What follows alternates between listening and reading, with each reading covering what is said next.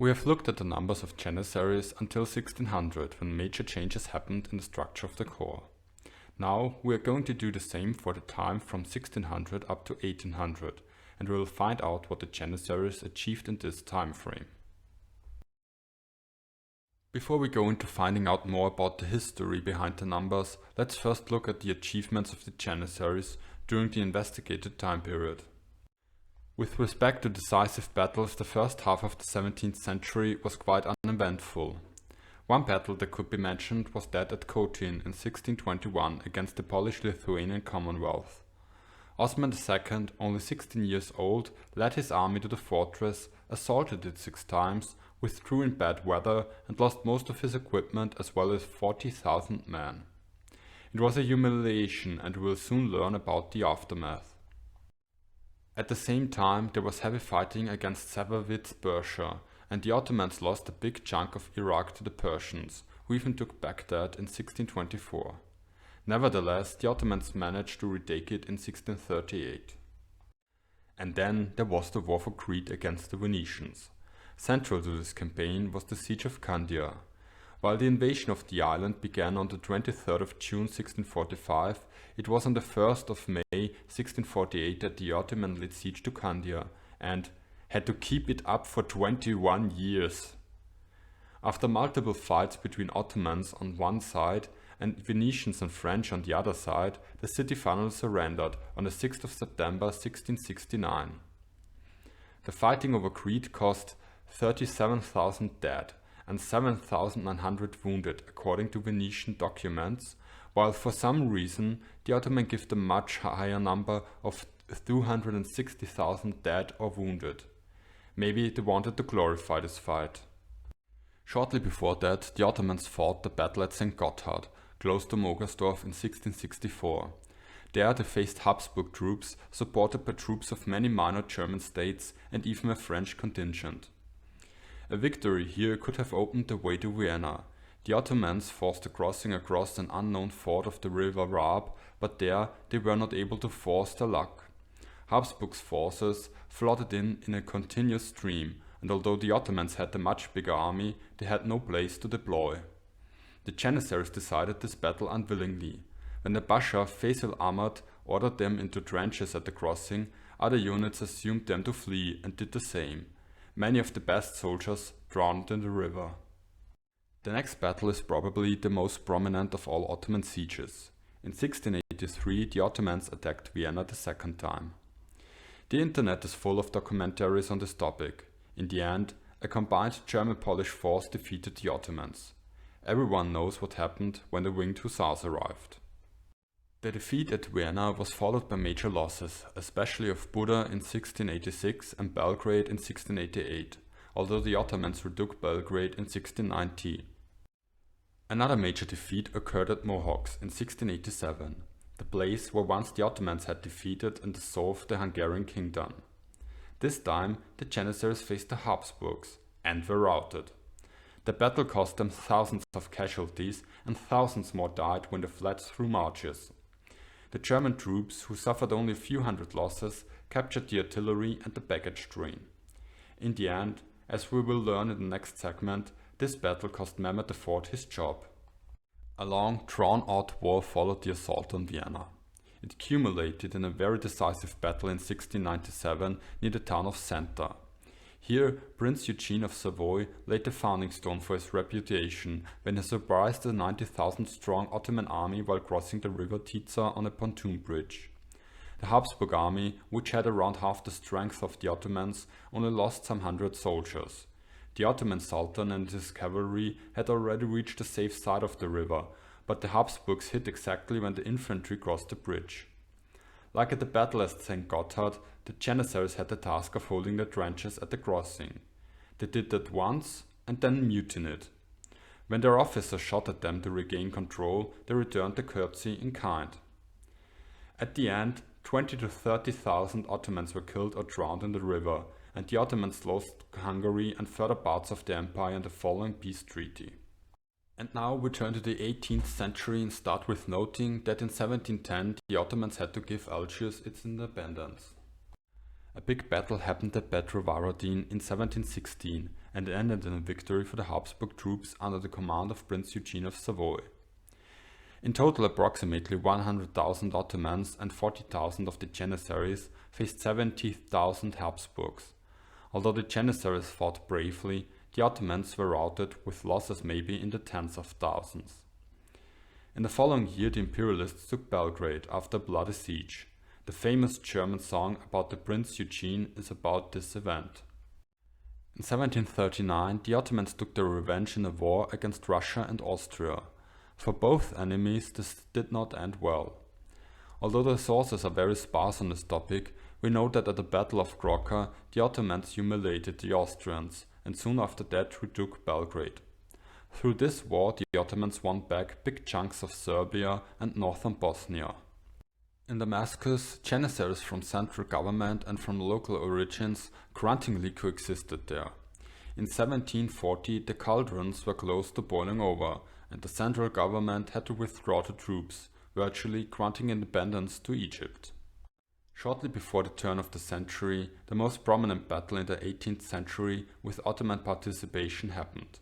In 1798, Mamluk and Ottoman troops faced Napoleon at the Battle of the Pyramids. The casualties of the Ottomans and their allies reached around 10,000, while the French only suffered negligible losses. We will discuss what happened after 1800 soon enough, but battles were not the only place where the Janissaries did some fighting. Let's look at the other side of the coin. Now we will talk about the number of soldiers in the Janissary Corps from 1600 onwards and draw our conclusions about what the numbers tell us about the Janissaries in general. Let's remember the earlier development. Before 1600 the numbers of the Janissaries tripled twice, once around 1480 and another time shortly before 1600. Now, when we look at the data after 1600, we can see that the trend continued for the next century, although the increases were not as drastic anymore. Until 1650, this surely was a continuation of the 16th century. The Ottomans were at war on multiple fronts. The Sultan sorely needed the numbers for the war effort. The Janissaries' performance was not too bad at this time. In the end, they fought against the Poles, the Persians and the Venetians, and even conquered new territories. Mehmed Köprülü became Grand Vizier in 1656. The ruling of the Köprülü dynasty coincides with the numbers of the Janissaries stagnating. Especially interesting is the year 1666. Chronologically, this is very close to the costly Austro-Turkish Wars of 1663 to 1664. Especially at the battle at St. Gotthard in 1664, thousands of soldiers, among them many Janissaries, died. This war could very well explain the dip in the numbers in 1666, when the size of the corps suddenly slumped down to 20,000 soldiers. We will hear a lot more about Mehmed Köprülü in the next episode. For now, we will continue with the following decades, when the numbers rose and fell nearly randomly.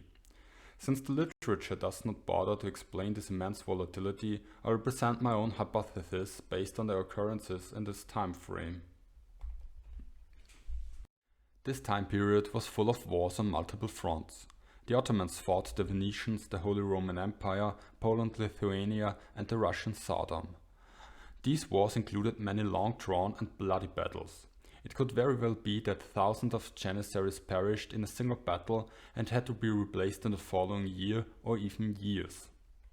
Alternatively, the Janissaries' bookkeeping was not timely and was only updated on certain intervals. Aksan supports this thesis. Because of her, we know that in 1688 there was an inspection of the Janissaries' muster rolls. Suddenly, 20,000 men lost the status as so-called soldiers. This would explain the implosion from nearly 63,000 soldiers in 1688 to 36,000 in 1692, although it has to be noted that only 3 years later the number was close to 80,000 again.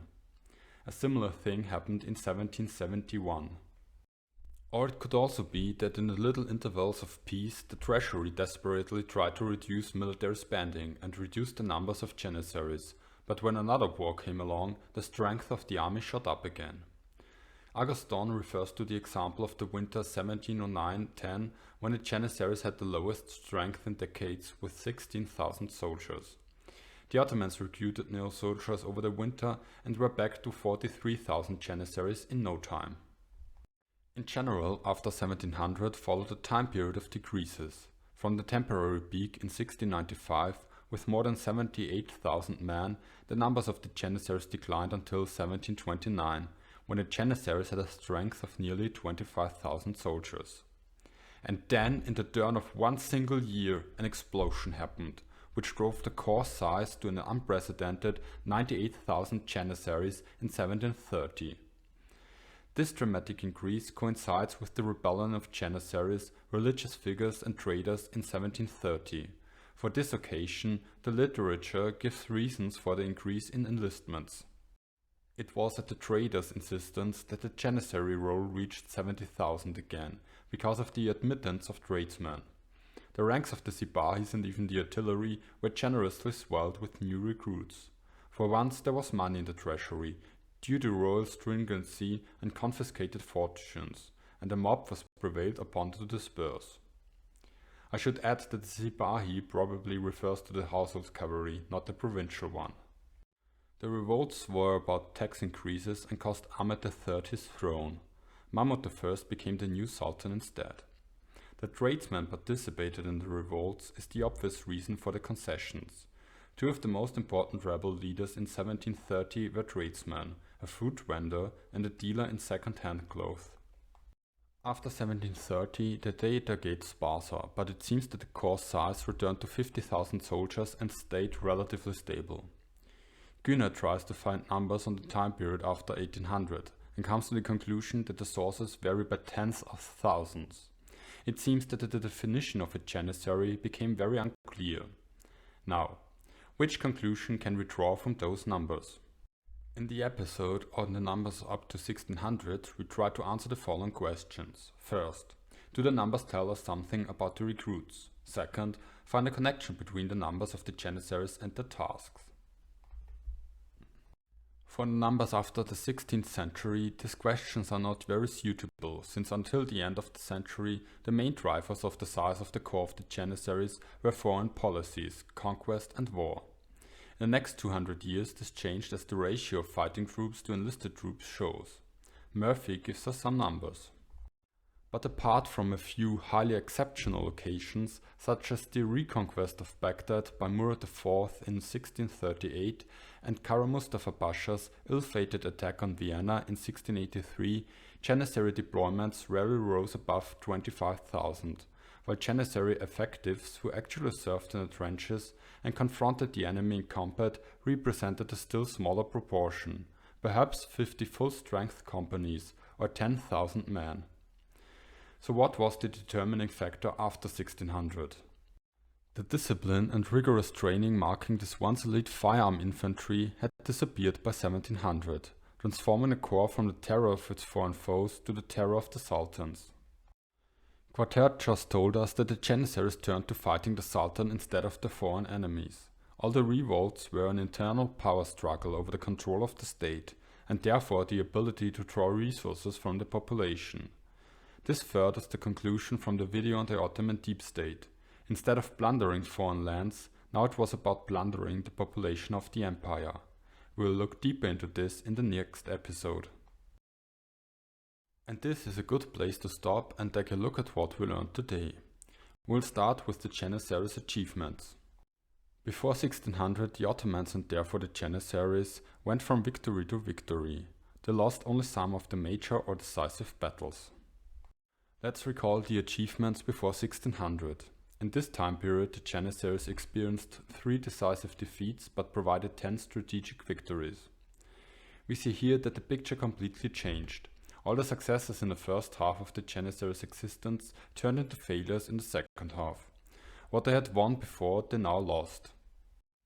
The size of the corps of the Janissaries was quite volatile after 1600, especially around 1700. Depending on the need for soldiers as well as the corps' internal power, the size of the corps shrunk and increased drastically from one year to another. I started this very series with a description of the Battle of Slankamen in 1697, where the Janissaries beat back an attack by Habsburg forces. The grenadiers in advance, the battalions reached the trench and the foot of the earthwork, but now the Janissaries rose behind the breastwork and received the Germans with a terrible fire of muskets and guns.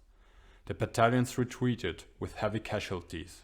Now the Janissaries stormed, as it was their custom, saber in hand after yielding Christians.